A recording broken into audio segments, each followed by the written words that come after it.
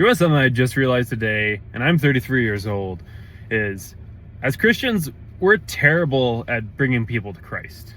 Apparently I went to vacation Bible schools. Apparently I was involved in some youth things. My parents weren't Christian, far from it. They just did it, probably to get us out of the house for the summer. And I remember when I was a teenager, probably middle school age, I had a friend named Jake. And I remember he brought me, for a couple of weeks, we went to, I remember it was a church. That's all I really remember. It was an evening kind of get together, play games, video games, board games, have a bit of food, that kind of thing. And today it just really dawned on me that that was either a youth group or some kind of form of youth group. And with all these things, it just made me realize that like Christianity has always been around in my life, but I didn't get saved until 2024. I didn't know Christ until 2024. So it made me really wonder and think, what are we doing wrong as Christians? Why do we suck at this? And then it kind of dawned on me that it really does start in the household.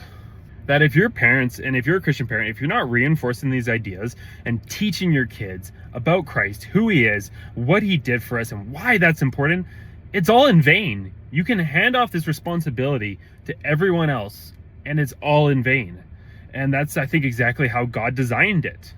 One of the pillars of our communities is the family, and it's so important. And I say this as a dad who only has his kids every other weekend, became Christian in that time. And my oldest son, who's 8, just told me he wants to get baptized. And I don't think I'm doing it as good as I should, but that speaks volumes.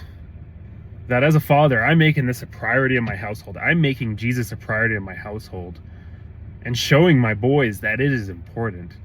So I think if you're a Christian parent, you should really think about these things, consider these things. Are you handing off this responsibility to other people, or are you bringing your kids to Christ inside your household?